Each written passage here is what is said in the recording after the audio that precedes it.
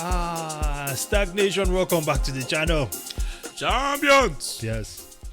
We find ourselves in a very interesting time. Are you in the kofefe? A time of a what?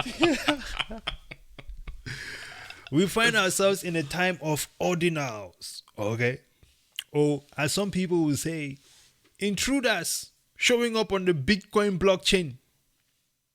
Recently we've seen ordinals, which is what? I don't know. What would you say ordinals is? All the Ethereum people living in Ethereum coming to Bitcoin. Some would say the shitcoin crew, okay, has been dislodged from the mothership. Yup. And they have landed on Bitcoin. They say, and they are saying that they are here to stay. They're here to stay. And of course, some Bitcoin maxis are extremely livid about this situation. As a matter of fact, I saw something about one developer sending out an order to have their ordinals excommunicated from the blockchain. Listen, man, be very careful not to become the kind of thing that you say you're running away from. True that. What is Bitcoin? Bitcoin is a public resource. Open source. Open source, available to everyone. Everybody, every government too. You know, I remember back when I was in Cameroon, there used to be this public water situation. Oh yeah, the one that you Right. pump? No, we did not have the pumping one. Oh. Yeah, luckily we were a bit more advanced than that, you know. We were not the ones that were suffering in that village where you had to pump that situation. We had some advancements. You could just turn Thanks it. to the WEF. Yes, you know what I mean? Thanks to WEF, you know what I'm saying? We had turned up. But the thing is, the line was like 7 miles because everyone was coming to the same tap. Imagine you show up now to this public water source, and the people who live around that area say, we see you guys are from over there on the side of the street. We don't like you guys. We understand that you're thirsty, but you cannot drink from this water well because we have been drinking from this water well and we know everything about this water well. Even though it's a public resource, because we don't like you guys and what you guys do over there, we think that we need to do something to take you out. What gives you the audacity to do that? Right? Is that the kind of community that you want? Exactly. Listen, there's a certain extent where I agree. Some Bitcoin maxis are extremely toxic and their behavior is counterproductive to the growth of Bitcoin. I get it. There has to be a point where you are absolutely abrasive sometimes. Borderline gritty about your mission. I totally get that. But you also have to be careful when you're missing the mark. Go ahead. It's like buying gold, but you can't use the gold for anything. You Yeah. just go look at it. That is called stupidity. Because you could die and then the gold goes to no one and it's just there. Listen, I'm not saying that you should blow everything that you have right now, but you're alive for a reason. To live. So you should live, not just exist or try to accumulate things for no reason or to no end. Bitcoiners should have known that this was coming. Personally, after this first came through, okay, I did not respond to it because I really just wanted to understand what is going on. Absorb. And I think that anyone who claims to know Bitcoin should have known that this was coming through. My point here is that if you look at a lot of times when you talk to Bitcoiners, they like to reference the cypherpunks, the OGs, the original guys who did it and what their vision was. That is all fine and good until it's not going in your direction, Abi. Mad people. Let me take you guys to the source. I would like to take you guys to bitcoin.org. Yes, sir. Okay? Because this is where we will see the evidence and the reference to why I said this was always going to happen and Bitcoiners should embrace it immediately. Because I think Is that a command? it's a command, okay? It's a command because this is what we need for the next phase of what we want to see on Bitcoin, okay? And if they were watching and they were paying attention, and because I'm using their methods, right? We're referencing the OGs. Yeah. It's not just me saying it. Yeah. If you go onto the bitcoin.org website and you go under resources, I'm assuming that is the highest of highest lords of Bitcoin that put together this thing, right? Let's go under resources and see what we have here, right? Resources. And By the way, anybody can do this. unless you don't have internet now, go to bitcoin.org. You know what I'm saying? Learning resources. This is what they want people who want to learn about Bitcoin to come and check out. Okay, you have the Bitcoin Wiki, Khan Academy. Let's talk about Bitcoin. Bitcoin knowledge podcasts. We use Bitcoins, Bitcoin mining. I am Satoshi. All of these things. Documentaries. This is where I would like to bring your attention now. When you click on any of these documentaries, you can go onto, it will take you onto YouTube where you can, learn more about the situation. Absorb. Don't get caught in the kofefe.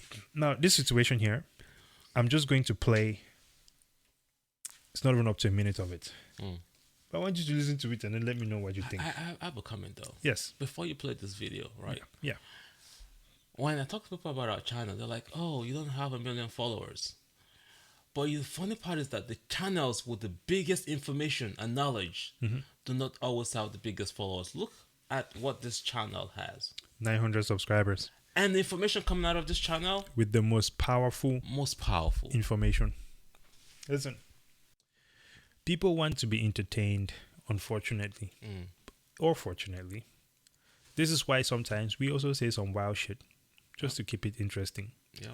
Because I get it. It can be boring and nobody wants to be bored. But I will tell you this. Facts do not have feelings. Nope. So, do with that information what you will. Alright? Now, I'm just going to play this thing double O. And let me know what you think or what you hear. Listen to this very carefully. Sudden you can now have a business model where it's pay 5 cents to read the rest of this article. So the biggest opportunity that I see right now is microtransactions. So if I want to pay somebody 5 cents online today, it's not possible. Because in a card not present transaction, if I'm trying to use my credit card, which I'm inevitably doing online, there's no other way, I can't pay cash, can't jam it into the computer, there's a minimum of a 30% charge plus 2% of the transaction.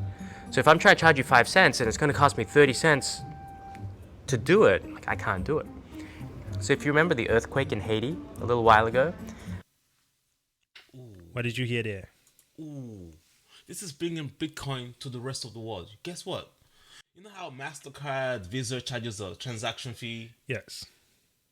That is the challenges that small startups and small businesses in developing countries like Nigeria and Africa has. Yes. Like if I want to buy a software, if I wanted to use a tool, Yes. it costs a lot more money because of the US dollar, the transaction fees, and so on and so forth. Yes. This now allows you and I to do a transaction globally without worrying about the infrastructural limitation or the fees and the costs. It's going to change a lot of business models. This is really cool. And it's all being done on top of Bitcoin. The guy before that guy there, what he was explaining was Nostr. 9 years ago. Okay? All these microtransactions will be happening on the Bitcoin network. A lot of the stuff that you see with Ordinals, when you think of all these microtransactions and things like that, it's really, if you think about Lightning as well, right?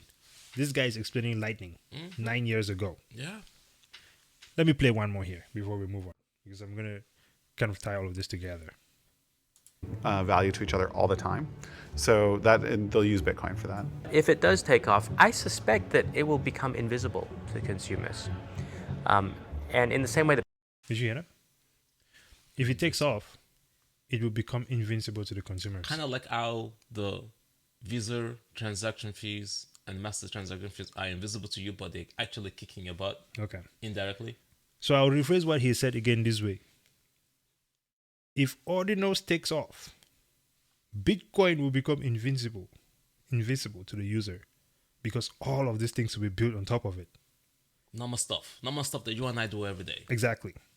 But it's all working on the Bitcoin layer, where it's all built on Bitcoin. Kind of like the internet. Right. Everything done on the internet. Nobody cares about TCP and all those other protocols anymore. So when all these things that are being built on with Ordinals, or these things that, or the concept that Ordinals is coming through with, right, is what I believe will transform into the everyday things we see, where we no longer see this Bitcoin layer, but everything is on top of Bitcoin.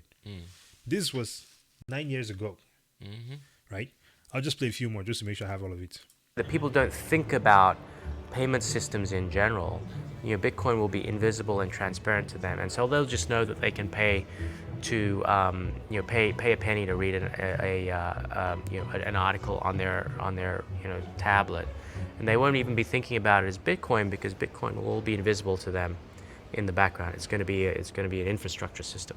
I got a question. I think we're So the part about paying a penny to read an article is one thing that Bitcoin is flipping upside down. Yes. Because right now, everything that you do on the internet Yes.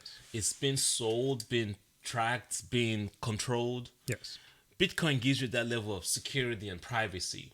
Yes. That now you can go and do everything that you're doing on the internet with the privacy. Yes. So it's serving as the underlying infrastructure. So with that being said, I believe that Ordinals and all these other things that it is introducing onto the book, for the first time, we have people throwing pictures on the blockchain. Yes, people have been using it for some stupid things right now. But a lot of things that started off as stupid have evolved. Look at Snapchat. Look at TikTok. Look at Instagram. These are some of the most powerful marketing Facebook tools. started as stupid. It was just Right. a bunch of college kids tracking. Exactly. And these are the most powerful marketing tools today, right? When it started off just as something that a bunch of kids were just playing around with. I look at Ordinals the same way, right? It is something that is breaking into the Bitcoin space. I get it. Transactions were sky high, right? And everyone was going to go, oh, well, people in third world countries cannot transact. Listen, people in third world countries were suffering yesterday. Today is not about to make a difference. This is about sacrificing for the long term, right? I get it. It's a minor inconvenience at this point in time, but this was always coming.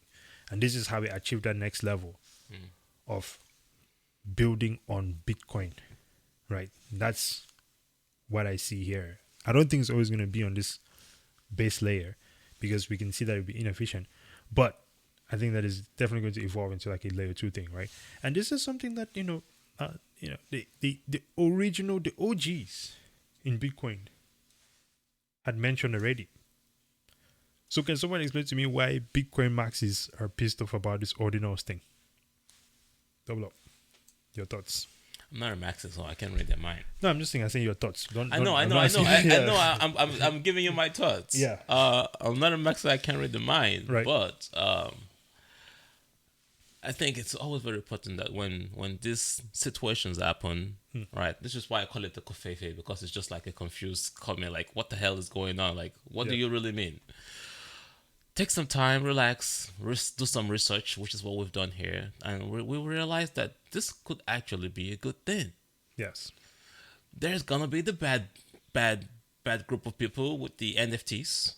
We have DeBuy that just recently came out. Yes. What is that? A new exchange? It's for an NFTs? exchange where you can trade Bitcoin Built NFTs. on Bitcoin, right? I do think though that NFTs have a bigger potential than this JPEG nonsense. I think JPEGs is just the initial phase. Just like Bitcoin, the blockchain itself started from tracking documents and storing documents, and now it's this big thing. Yeah. NFTs could grow to something that impacted you, the way you watch videos, the way you listen to music, the way you store your physical assets, but put in a code behind it to make sure that, if you're buying houses in Nigeria, for example, you don't even know if the land belongs to X family because that number has probably changed. Somebody have sold it to 10 different people.